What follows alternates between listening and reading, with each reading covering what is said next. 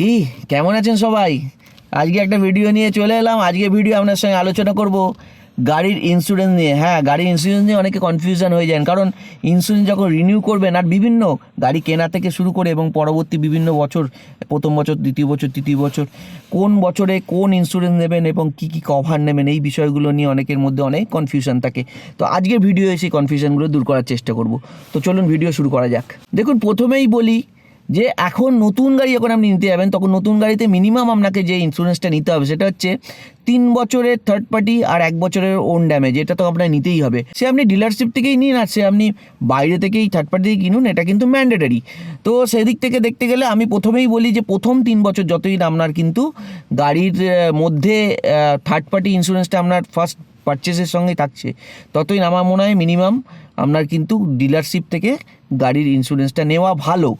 এবং এক্ষেত্রে একটা জিনিস বলি, আপনার যদি কোনো এক্সটেন্ডেড ওয়ারেন্টি বা কিছু আদার্স কোনো নেওয়া থাকে, অর্থাৎ গাড়ির যে ওয়ারেন্টি পিরিয়ড তার মধ্যেও কিন্তু ডিলারশিপ থেকে ইন্স্যুরেন্স নিলে ভালো করবেন, কারণ ডিলারশিপের টাই আপ খুব ভালো হয়, ক্লেম প্রসেস সাধারণত অনেক স্মুথলি হয়। এই বিষয়ে আমার একটা আগে ভিডিও করা আছে, যে ভিডিও আমি স্পষ্টই যে অ্যাডভান্টেজগুলো সব বলেছি। যদি না আপনারা দেখে থাকেন তাহলে ওই ভিডিওটা কিন্তু প্লেলিস্ট থেকে গিয়ে দেখে নিতে পারেন। আর আজকে এই ভিডিও এত ডিটেলসে বলবো না। আজকে ভিডিও আমি বলবো যে কোন ক্ষেত্রে কখন কোন ইন্স্যুরেন্স নেবেন এবং তার মধ্যে কি কি কভার থাকা প্রয়োজন, সেইগুলোই মূলত আমরা আজকে ফোকাস করব। তো এই ব্যাপারটা আছে। এবং প্রথম যে নতুন যে গাড়ি কিনবেন, নতুন গাড়ি কিনলে মাথায় রাখবেন কি কি আপনার কভার থাকা দরকার। দেখুন, গাড়ি যখন কিনবেন না, ওরা ডিলারশিপ থেকে ইন্স্যুরেন্সের তো একটা ছাড় দেয়। সেই ছাড়টায় কী করে না, ওরা সিম্পলি একটা আপনার কিন্তু 3 years third party, 1 years own damage, আর তার সঙ্গে সঙ্গে একটা বাম্পার টু বাম্পার দিয়ে, অর্থাৎ জিরো ডেপ দিয়ে ছেড়ে দেয়। ঠিক আছে, আর কিছু আদার্স কিছু থাকে না। তো এক্ষেত্রে আমি বলবো, প্রথম নতুন গাড়ি যখন নেবেন, এতে কিন্তু কয়েকটা আরও অ্যাডিশনাল কভার আপনি অ্যাড করে নেবেন। একটা হচ্ছে আপনার ইঞ্জিন প্রোটেকশন ম্যান্ডেটারি, কারণ অনেকে বলেন যে ইঞ্জিন প্রোটেকশন কি দরকার আছে। দেখুন, আপনার গাড়িতে যদি ম্যানুফ্যাকচারিং কোনো ডিফেক্ট ইঞ্জিন এবং গিয়ার বক্সে আসে, সেটা তো গাড়ির ওয়ারেন্টির মধ্যে কভার হয়ে যাবে, এবং কোনো অ্যাক্সিডেন্টাল ড্যামেজ হলে সেটাও কিন্তু ইন্স্যুরেন্সের মধ্যে কভার হয়ে যাবে। কিন্তু যদি কোনো মিসহ্যান্ডলিংয়ের জন্য যদি কোনো আপনার ড্যামেজ হয়, যেমন ধরুন আপনি ফ্ল্যাটের এরিয়ায় গাড়ি চালিয়ে দিলেন, হ্যাঁ, ইঞ্জিনে জল ঢুকে ইঞ্জিন সিজ হয়ে গেল, অথবা ধরুন আপনি এমন কিছু হলো, গাড়ির কুল্যান্ট লিক হয়ে গেছে, আপনি বুঝতে পারেননি, আপনি গাড়ি হিট আপ হয়ে গেছে তাও চালিয়ে দিয়েছেন এবং গাড়ির ইঞ্জিন সিজ হয়ে গেল, বা আপনার মিসহ্যান্ডলিংয়ের জন্য কোনো গিয়ার বক্সে ফেলিয়ার হলো, এই যে ফ্যাক্টরগুলো, এগুলো কিন্তু এই দুটোর কোনো ক্ষেত্রেই কভার হবে না। অর্থাৎ অ্যাক্সিডেন্টেও কভার হবে না, ম্যানুফ্যাকচারিং ডিফেক্টও কভার হবে না। সেক্ষেত্রে কিন্তু ইঞ্জিন প্রোটেকশন প্ল্যান নেওয়া থাকলে তবেই আপনি কভার পাবেন। আর এই দুটো জিনিসই যেহেতু গাড়ির সবথেকে দুটো দামি জিনিস, ইঞ্জিনে হাত লাগালেই প্রায় 1.5-2 লাখ টাকা খরচা হয় যদি ইঞ্জিনে সেরকম কোনো মেজর কাজ আসে। তো বুঝতেই পাচ্ছেন। তো সেক্ষেত্রে এটা আমরা কিন্তু ইনিশিয়ালি অ্যাড অন করে নেবেন। আর এর সাথে সাথে আর কি অ্যাড অন করবেন, এর সাথে কিন্তু আপনি চেষ্টা করবেন আপনি RTI অর্থাৎ রিটার্ন টু ইনভয়েস, এটা কিন্তু অ্যাড অন করে নেওয়ার চেষ্টা করবেন। এতে কী হবে, আপনি গাড়ি যদি কখনো এমন কোনো অ্যাক্সিডেন্ট হয় যাতে গাড়িটা টোটাল লসে চলে যায়, টোটাল লস মানে গাড়ির যে রিপেয়ারিং কস্ট, সেটা যদি গাড়ির IDVর 75% বা তার বেশি হয়, অর্থাৎ ধরুন আপনার যদি গাড়ির IDV হয় সে 6 লাখ টাকা, তাহলে আপনার যদি 4.5 লাখ টাকার বেশি রিপেয়ারিং কস্ট এসে যায়, তাহলে 75%-এর বেশি হচ্ছে, সেক্ষেত্রে কিন্তু ইন্স্যুরেন্স কোম্পানি আপনাকে আর রিপেয়ার করতে দেবে না, বলবে টোটাল লস, এবং আপনাকে IDVর একটা সার্টেন পার্সেন্টেজ 90-95% দিয়ে আপনাকে ছেড়ে দেবে। হ্যাঁ, এক্ষেত্রে রিটার্ন টু ইনভয়েস থাকলে কি হয়, টোটাল গাড়ির যে দাম, মানে ex showroom price plus insurance plus road tax যা যা আপনি দিয়েছেন, টোটাল ইনভয়েস ভ্যালুটাই কিন্তু আপনাকে ইন্স্যুরেন্স কোম্পানি ফেরত দেবে। যদিও টোটাল লস হওয়ার চান্স খুব কম, কিন্তু হয়ে গেলে তো একটা বিশাল খরচ হয়ে যায় বা বিশাল লস হয়ে যায়। বিশেষ করে ইনিশিয়ালি গাড়ি আমরা যখন কিনি, গাড়ি তো ব্যাংকের লোনে থাকে, সেক্ষেত্রে টোটাল লস হলে এমন হয়, ধরুন মানে ইন্স্যুরেন্স আপনার গুনে যেতে হলো, গাড়ি তো আপনার চলেই গেল, তাই না, একটা বড় একটা ডিফারেন্স হয়ে যায়। তো সেক্ষেত্রে কিন্তু আপনার RTIটা খুব কাজে লাগে, যদিও চান্স ফ্যাক্টর খুবই কম, কিন্তু তবু আমার মনে হয় এটা পিস অফ মাইন্ডের জন্য করা ভালো। আর একটা বড় ব্যাপার হচ্ছে, এই রিটার্ন টু ইনভয়েসটা কিন্তু আপনি প্রতি বছর পাবেন না, 3 বছর অবধি সাধারণত পাওয়া যায়। তো সেইটা আমার মনে হয় যে সেই সুযোগটা লুজ করা কোনো মানে নেই, কারণ গাড়ির প্রথম 3 বছর গাড়ির ভ্যালুয়েশনটাও প্রচুর থাকে, এবং গাড়ির যে টাকা দিয়ে আপনি কিনেছেন সেটা গায়ে লাগে বড্ড। তো সেই জায়গায় এটা একটা ফুললি মেন্টাল পিস এবং প্রোটেকশান থাকবে আপনার। এইটা একটা ব্যাপার।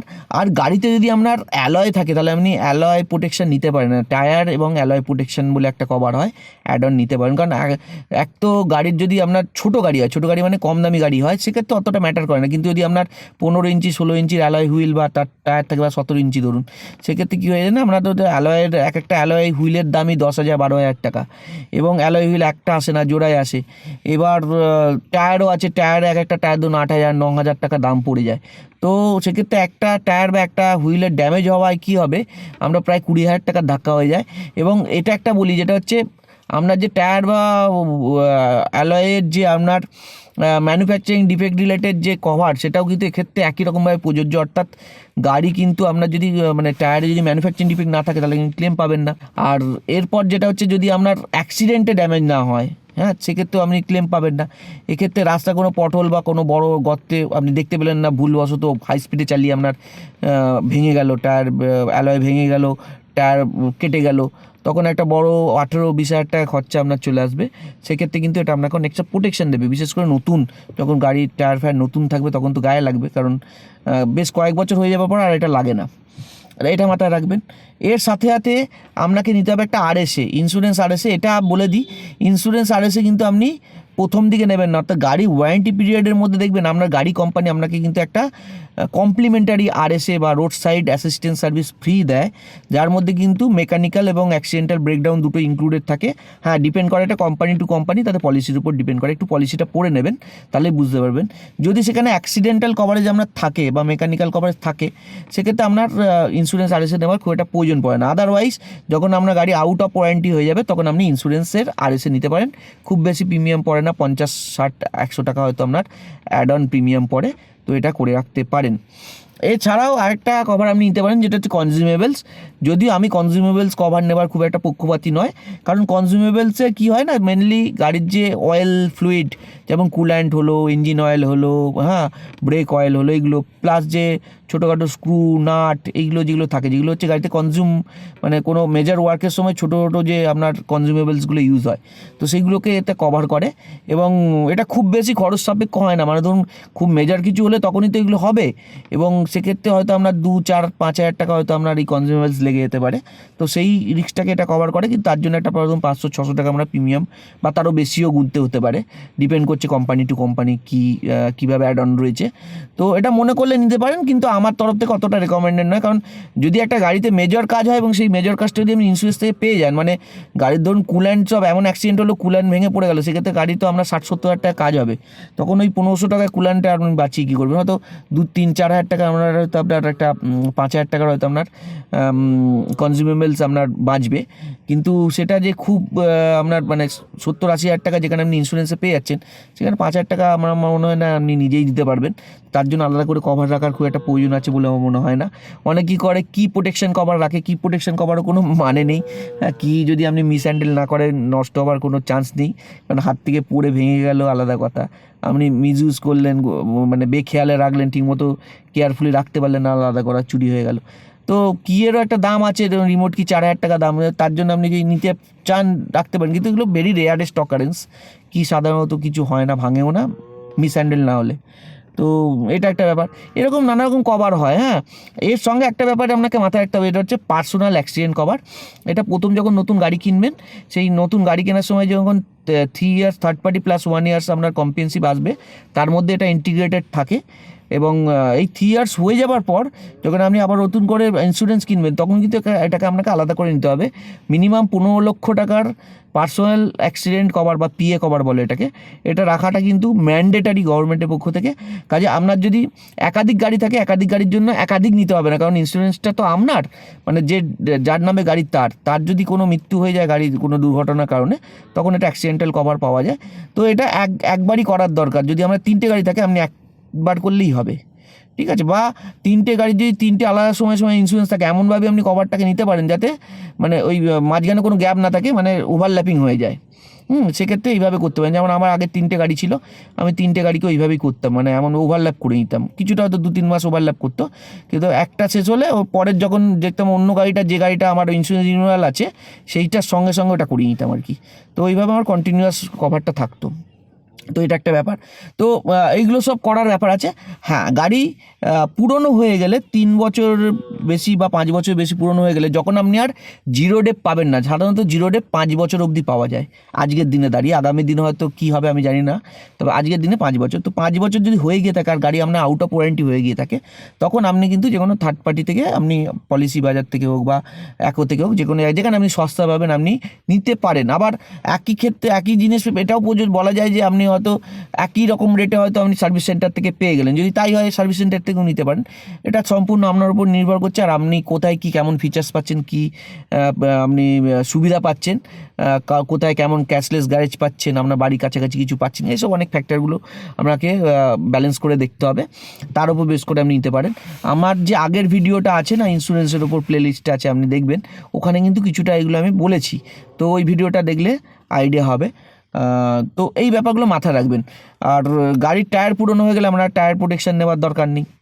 ইঞ্জিন প্রোটেকশানও আপনি যতদিন পাবেন চালাতে পারেন, কোনো অসুবিধা নেই, কারণ এটা তো খুব হেফটি অ্যামাউন্ট।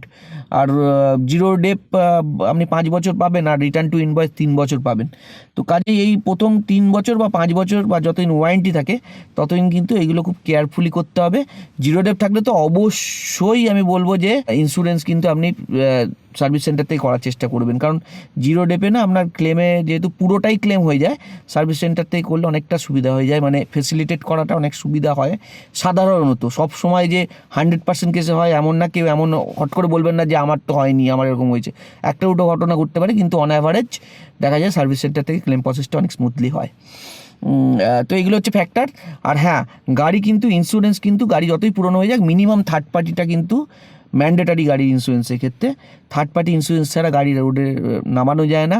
ওন ড্যামেজ আপনি রাখতেও পারেন, নাও পারেন, কিন্তু 4 হুইলারের ক্ষেত্রে আমি বলবো যতদিন গাড়ি আছে, যত পুরনো গাড়ি আছে, আপনি ওন ড্যামেজটা করবেন, কারণ ওন ড্যামেজটা গাড়ি খুব পুরনো হয়ে গেলে ওন ড্যামেজের জন্য খুব একটা বেশি প্রিমিয়াম পড়ে না, 500, 1000, 1500 টাকা হয়তো এক্সট্রা পড়ে। থার্ড পার্টি 3500, 4000 টাকার মধ্যে হয়ে যায়, তার উপর হয়তো 1000 টাকা এক্সট্রা দিয়ে 5000 মধ্যেই আপনার ওন ড্যামেজ হয়ে যাবে। কারণটা হচ্ছে, কারণ গাড়ি যত পুরনো হয় না তত কিন্তু গাড়ির পার্টসের দাম বেড়ে যায়, কারণ পুরনো মডেলের গাড়ির পার্টসের সাপ্লাই কম থাকে, কারণ গাড়ির প্রোডাকশান যেহেতু বেশিরভাগ পুরনো মডেলের গাড়ি তো আউট অফ প্রোডাকশান হয়, যে কারণে তার সাপ্লাই স্বাভাবিকভাবে স্পেয়ার সাপ্লাই কম থাকে। স্পেয়ার সাপ্লাই কম থাকলে ডিমান্ড বাজারের তুলনায়, ডিমান্ডের তুলনায় কম থাকলেই তার দামটা বেশি হবে। কোম্পানিগুলো এখান থেকে একটা ফায়দা করে। মেজরিটি যত ইন্ডিয়ান কোম্পানি আছে তাদের বেশিরভাগ ক্ষেত্রেই পার্টসের দাম কিন্তু বেড়ে যায়। তো কাজেই সেক্ষেত্রে কিন্তু আপনার এটা আবার বুমেরাং হয়ে যাবে, মানে আপনি ওন ড্যামেজ করে রাখলে আপনার সুবিধাই হবে আমি বলবো, কারণ পার্টসের দাম বেশি হলে আপনার রিপেয়ার খরচা বেশি হয়ে যাবে। যেটা টু হুইলারের ক্ষেত্রে না করলেও চলে, কারণ টু হুইলারে আর কত খরচা হবে, কারণ আপনার পুরনো একটা টু হুইলার 10 বছর 12 বছর পুরনো টু হুইলার, আপনার যদি কোনো অ্যাক্সিডেন্ট ছোটোখাটো হয়ও 2-5 হাজার টাকার হয়তো ব্যাপার হবে, সেক্ষেত্রে হয়তো আপনার ওন ড্যামেজ করাটা অতটা কাজের হয় না। কিন্তু 4 হুইলার মানেই পুরনো 4 হুইলারটা 8-10 বছর পুরনো 4 হুইলার যদি কোনো মেজর ড্যামেজ হয়, সেখানে হয়তো আপনার লাখ টাকারও কাজ হতে পারে। তো সেক্ষেত্রে কিন্তু আপনার ওন ড্যামেজটা খুব গুরুত্বপূর্ণ। তো আশা করি আজকে ভিডিও থেকে একটা মোটামুটি টোটাল একটা ওভারভিউ আপনারা পেলেন, যে গাড়িতে ইন্স্যুরেন্স যে করানোর সময় কখন কোথা থেকে করবেন, কি কি অ্যাড অন নেবেন, কি কি ফিচার্স রাখতে পারেন, হ্যাঁ মানে অ্যাড অন করতে পারেন। দুটো অ্যাডিশান আমি বলি, অনেক ইন্স্যুরেন্স কোম্পানি এখনকার দিনে কিন্তু র্যাট বাইট প্রোটেকশান দিচ্ছেন।